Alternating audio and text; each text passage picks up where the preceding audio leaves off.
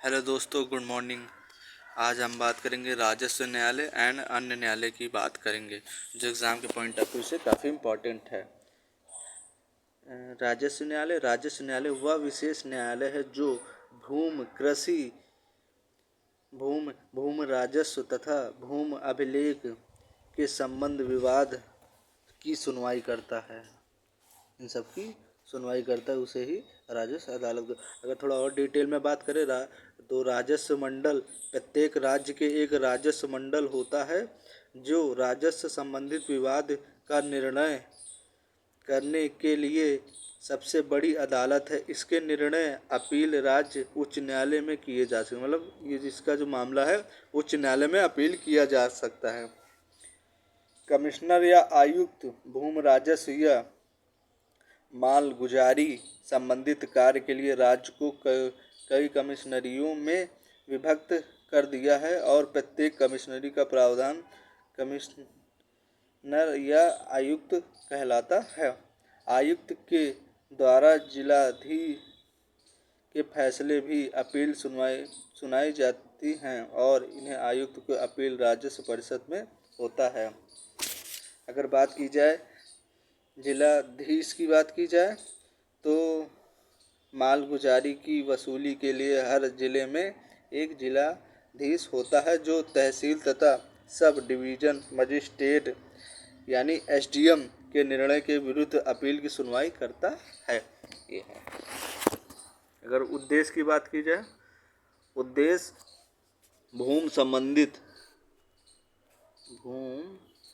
संबंधित विवाद का समाधान करना। और बात की जाए भू अभिलेख की शुद्धता बनाए रखना, जैसे मैंने अभी डिटेल में बात की। किसानों के अधिकारों की रक्षा की बात करता है। राजस्व संबंधित प्रभावी बनाना इत्यादि की बात करता।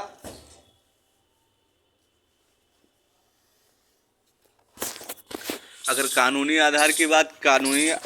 अगर आधार की बात की जाए, राजस्व न्यायालय के गठन राजस्व कानून के अंतर्गत होता है।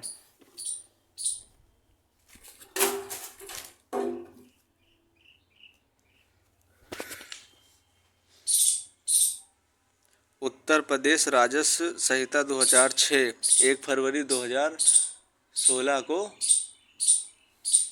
लागू। अगर बात की जाए राजस्व न्यायालय किन मामलों की सुनवाई कर सकता है,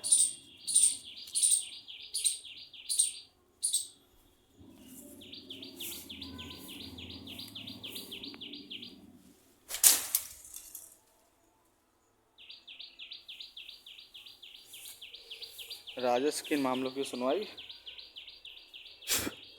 कर सकता है? भूमि का बंटवारा, नामांतरण, सीमांकन, कृषि भूमि,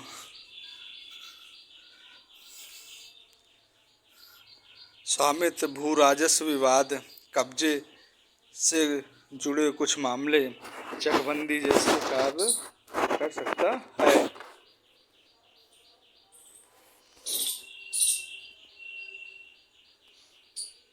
राजस्व न्यायालय की संरचना प्रत्येक उत्तर प्रदेश के सामान्यतः तहसीलदार, उप जिलाधिकारी एसडीएम, अपर जिलाधिकारी राजस्व,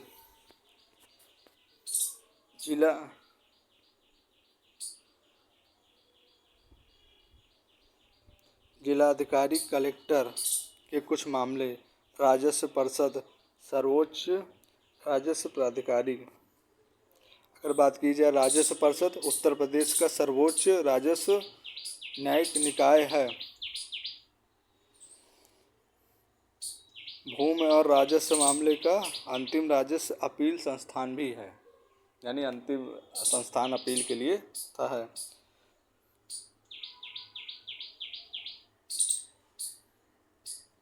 अगर बात की जाए राजस्व न्यायालय की विशेषता की बात की जाए,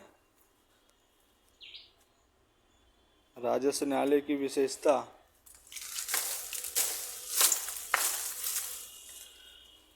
केवल राजस्व के कृषि भूमि जुड़े मामले की सुनवाई करता है। ये सामान्य दीवानी न्यायालय के से अलग है, सरल, अपेक्षाकृत एवं कम खर्चीला है। राजस्व न्यायालय और दीवानी न्यायालय की अगर अंतर की बात की जाए, राजस्व न्यायालय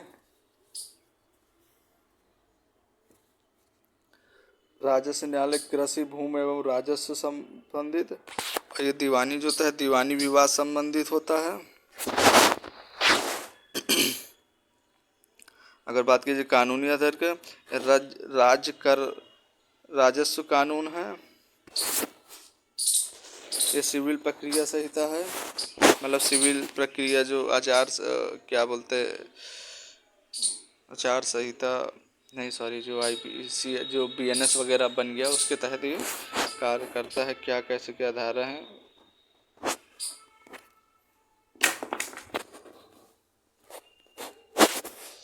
अधिकार की बात है, तहसीलदार, SDM आदि सिविल जज। महत्वपूर्ण तथ्य की बात की, राजस्व न्यायालय भूमि राजस्व संबंधित उत्तर प्रदेश राजस्व संहिता 2006 1 फरवरी और 2016 को लागू हुआ। राजस्व परिषद उत्तर प्रदेश का सर्वोच्च राजस्व न्यायिक निकाय है। वन आइलैंड में याद करने के लिए है आप लोगों के लिए। अगर ई अदालत की बात की जाए, ई अदालत तथा आभासी अदालत, विस्तार से सरल भाषा में, ई अदालत वो अदालत है, ई न्यायालय एक डिजिटल के रूप में, मतलब डिजिटली है, जिसकी सूचना एवं संचार ICT का उपयोग करके न्यायिक कार्यों की ऑनलाइन अधिक पारदर्शिता बनाया जाता है।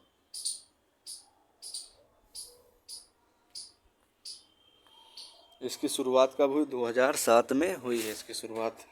इसका कार्य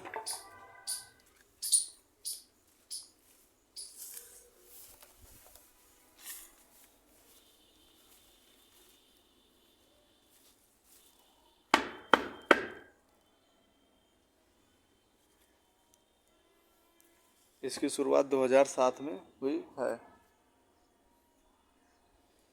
भारत का सर्वोच्च न्यायालय और ई समिति इलेक्ट्रॉनिक एवं सूचना प्रौद्योगिकी मंत्रालय तथा अन्य विभागों के सहयोग से है। उद्देश्य की बात की जाए, न्यायपालिका का डिजिटलीकरण करना।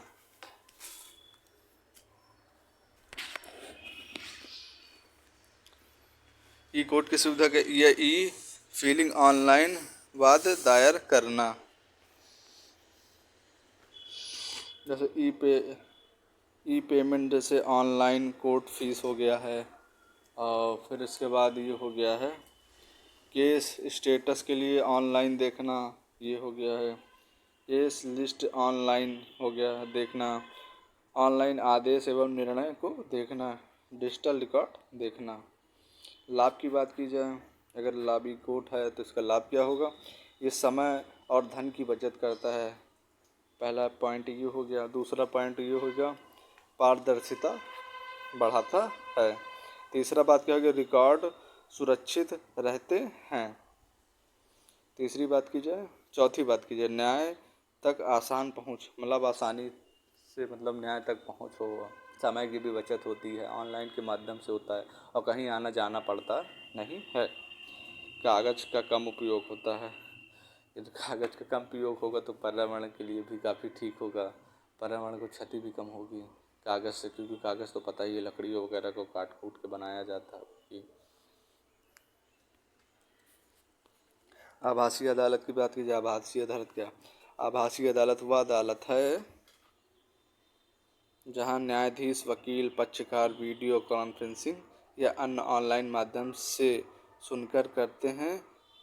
सभी का एक ही स्थान पर उपस्थित होना आवश्यक नहीं, मतलब ऑनलाइन के माध्यम से होते हैं लेकिन रियलिटी में नहीं होते हैं, उसे आभासी अदालत कहते हैं। इसका उद्देश्य क्या है? शीघ्र न्याय, मतलब तुरंत न्याय मिलना, अदालतों में भीड़ कम करना, एक पॉइंट ये हो गया। दूर दराज के लोगों को सुविधा देना, डिजिटल न्याय व्यवस्था को बढ़ावा देना,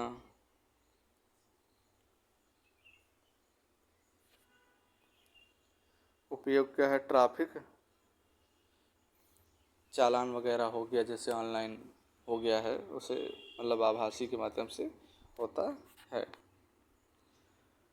छोटे अपराध हो गए हैं, ऑनलाइन सुनवाई हो गई, दीवानी के कुछ मामले की सुनवाई, मतलब कुछ मामलों की, ये नहीं कि संगीन जैसे मर्डर सडर उनकी जहाँ तक नहीं होती है, छोटे मोटे मामले होते हैं उनकी सुनवाई होती है। अगर लाभ की बात की जाए, कहीं से भी सुनवाई में भाग ले सकते हैं, कहीं से भी, यानी आप कहीं भी हो वर्चुअल माध्यम से ले सकते हैं। यात्रा के खर्चे की बचत होती, जैसे आप लोग कहीं दूर दराज रहते, जैसे पहले यह होता था कोर्ट जाने के लिए खर्चा लगता था, वो पैसा लगता था, अब इसमें नहीं है, ये आभासी मामला है तो इसमें खर्चा वर्चा का वो होता नहीं है। समय की तो बचत होती है, मामला का त्वरित निपटारा हो जाता है। अगर चुनौतियों की बात की जाए, इंटरनेट एवं तकनीकी समस्या, इंटरनेट अभी अभी कुछ गांव में इतना मतलब लो रहता है कि इंटरनेट वहां पर सही से काम नहीं हो पाता है, और वर्चुअल वीडियो ब्लर वगैरह आती है, ये सब प्रॉब्लम अभी भी कुछ जगह है, सब जगह नहीं, कुछ जगह। डिजिटल संरक्षता की कमी हो गई है, कमी, साइबर सुरक्षा की चिंता, ग्रामीण क्षेत्र में तकनीकी सुविधा का अभाव। अगर अंतर की बात की जाए, ई कोर्ट और आभासी अदालत, ई कोर्ट न्यायालय का डिजिटलीकरण है ये, और बात की जाए आभासी का, यह ऑनलाइन सुनवाई करता है। और जो ई कोर्ट की बात करें वो डिजिटली सेवाएं हैं, और ये आभासी वाला है, वीडियो कॉन्फ्रेंसिंग के जरिए होता है। इसका उपयोग ई फिलिंग, ई पेमेंट, केस स्टेटस, इसमें ये होता है, इसमें ऑनलाइन सुनवाई और निर्णय होता है। उपस्थिति आवश्यक हो सकती है, किसमें किसमें हो सकती, ई कोर्ट में, और बाकी भौतिक उपस्थिति उसमें हो सकती है, आभासी अदालत में आवश्यक नहीं है।